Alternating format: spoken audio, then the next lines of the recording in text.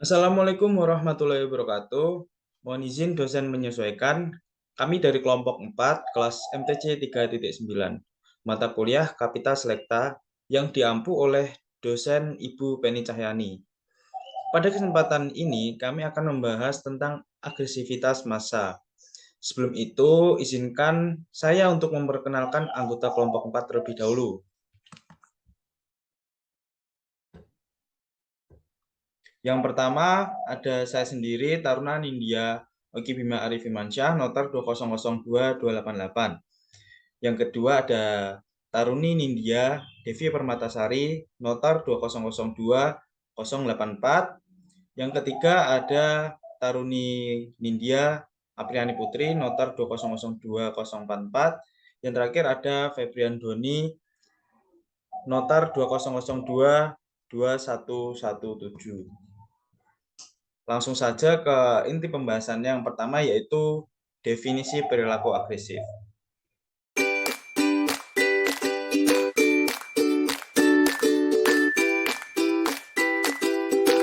Baiklah, pada bagian A mengenai definisi perilaku agresivitas. Yang pertama, menurut Coquerel pada tahun 2003, agresivitas merupakan sebuah perilaku yang berhubungan dari mengamuk hingga melakukan tindakan kejahatan, termasuk marah, permusuhan, gampang marah, dan impulsif. Yang kedua, menurut Van den Bos pada tahun 2007, agresivitas berdasarkan kamus psikologi adalah perilaku yang menimbulkan kerugian, kerusakan, atau mengalahkan orang lain.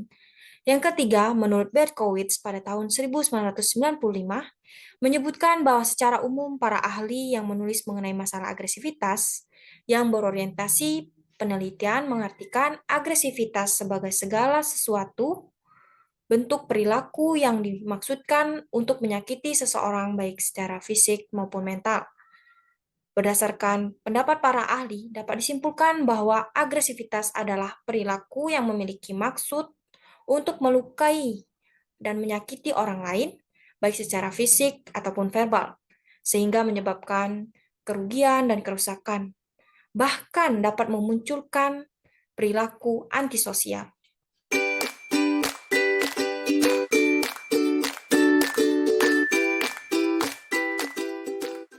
Baiklah, selanjutnya bagian B, teori perilaku agresif. Teori perilaku agresif ini terdapat 4 teori. Yang A, teori insting. Teori ini adalah teori yang paling klasik tentang perilaku agresi. Dijelaskan bahwa manusia memiliki insting bawaan secara genetis untuk berperilaku agresi. Dengan melakukan agresi, maka secara mekanis individu telah berhasil mengeluarkan energi destruktifnya dalam rangka menstabilkan keseimbangan mental antara insting mencintai dan insting kematian yang ada dalam dirinya. Energi destruktif individu dapat dikeluarkan dalam bentuk perilaku yang tidak merusak, namun hanya bersifat sementara. Yang B, teori frustasi agresi. Teori ini berpendapat bahwa agresi merupakan hasil dari dorongan untuk mengakhiri keadaan frustasi seseorang sebagai reaksi terhadap peristiwa yang tidak menyenangkan. Dalam hal ini, frustasi adalah kendala-kendala eksternal yang menghalangi perilaku seseorang. Selanjutnya, C. Teori belajar sosial. Teori ini menjelaskan bahwa perilaku agresi sebagai perilaku yang dipelajari. Seorang Albert Bandura menyatakan bahwa perilaku agresi merupakan hasil dari proses belajar sosial. Belajar sosial adalah belajar melalui mekanisme belajar pengamatan dalam dunia sosial.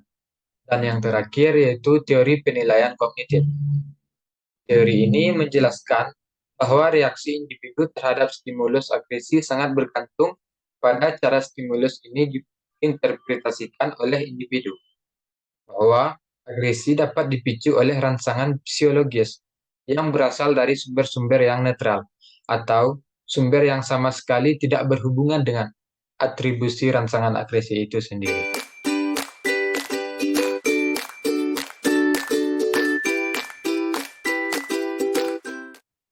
Melanjutkannya, yang bagian C yaitu kekerasan kolektif. Apa sih yang dimaksud dengan kekerasan kolektif?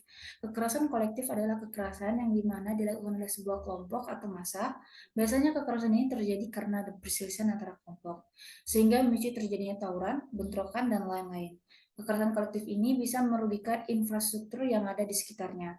Lebih parahnya, kekerasan ini bisa menimbulkan korban jiwa. Kekerasan kolektif dapat dibagi menjadi 3 bagian. Yang pertama, kolektif situasional adalah kekerasan yang tidak direncanakan atau spontan, di mana sesuatu dalam lingkungan situasional yang langsung memicu suatu kelompok untuk melakukan tindakan kekerasan. Yang kedua, kekerasan kolektif terorganisir adalah perilaku kekerasan yang direncanakan. Hal tersebut juga tidak sah dan tidak resmi dan tidak memiliki persetujuan pemerintah. Yang ketiga, kekerasan kolektif institusional adalah kekerasan yang dilakukan di bawah arahan pejabat, dibentuk secara hukum. Selanjutnya saya serahkan kepada rekan saya.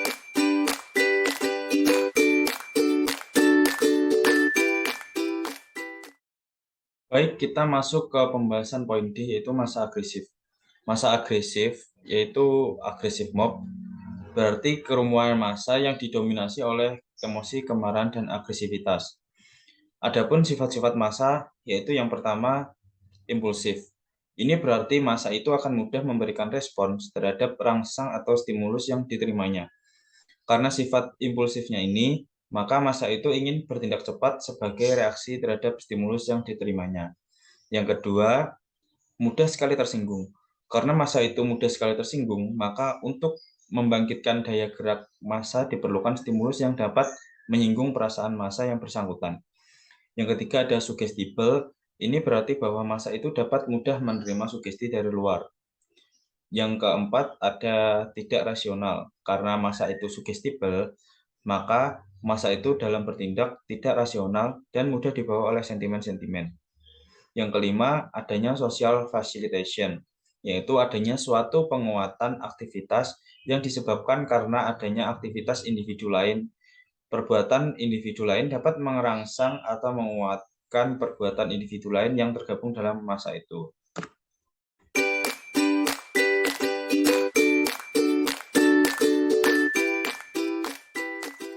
Lalu pada poin E terdapat tahapan kerusuhan massa. Di sini saya juga akan memberikan contoh terkait kejadian yang terjadi baru-baru ini, yaitu tragedi di Stadion Kanjuruhan Malang. Yang pertama, kondisi tenang. Massa yang terbentuk karena adanya objek tertentu yang menjadi fokus di mana terjadinya secara kontinu. Pada kondisi ini belum ada tanda-tanda atau gejala-gejala yang mengarah ke terjadinya kerusuhan. Nah, pada kejadian kemarin itu, massa berbondong-bondong pergi ke stadion untuk melihat pertandingan sepak bola antara Arema FC melawan Persebaya Surabaya. Yang kedua, kondisi berkerumun. Kondisi massa yang tenang akan berubah apabila tiba-tiba ada kejadian atau keadaan yang menarik perhatian. Misalnya kecelakaan lalu lintas, pertunjukan musik, lalu ada pertandingan sepak bola, dan lain-lain. Dalam kondisi ini, masing-masing individu dapat bertindak sendiri-sendiri atau tidak harus sama. Nah, pada kejadian kemarin itu, massa berkerumun di tribun-tribun yang sudah disediakan. Mereka melihat pertandingan sepak bola antara Arema FC melawan Persebaya Surabaya. Lalu yang ketiga, terciptanya kondisi aktif atau agresif. Massa yang sedang berkerumun itu bisa berubah menjadi massa yang aktif atau agresif apabila muncul pemimpin yang mengarahkan mereka atau provokator yang mempengaruhi mereka. Sering juga terjadi massa bertindak agresif karena memiliki kekecewaan yang mendalam. Nah, pada kejadian kemarin itu, Arema mengalami kekalahan terhadap Persebaya Surabaya dan supporter Arema akhirnya memiliki kekecewaan yang mendalam karena klub kesayangannya itu kalah. Nah, hal tersebut bisa mengakibatkan kondisi aktif atau agresif. Selain itu, pada kejadian kemarin itu ada satu provokator yang memprovokator lainnya untuk masuk ke dalam lapangan dan dia masuk ke dalam lapangan terlebih dahulu lalu diikuti oleh massa lainnya. Hal itu mempengaruhi massa lainnya untuk turun ke lapangan. Lalu yang terakhir ada kondisi huru-hara atau amuk massa. Massa yang sudah ada kecenderungan untuk bersifat agresif apabila tidak segera mendapatkan penanganan dan tindakan yang tegas dapat berubah menjadi huru-hara atau psikologi massa atau amuk massa. Nah, pada kejadian kemarin itu massa sudah turun ke lapangan semua, lalu oleh pihak keamanan menanganinya dengan salah, yaitu melempar bom asap yang mengakibatkan massa itu kocar-kacir dan berpencar kemana-mana, lalu berdesakan untuk mencari jalan keluar, akhirnya menimbulkan korban jiwa yang tidak sedikit. Mungkin itu yang dapat saya sampaikan terhadap tahapan kerusuhan massa dan contohnya terkait kejadian kemarin itu, tragedi di Stadion Kanjuruhan Malang. Baik, mungkin itu saja yang dapat kelompok kami sampaikan. Kurang lebihnya mohon maaf. Terima kasih. Wassalamualaikum warahmatullahi wabarakatuh.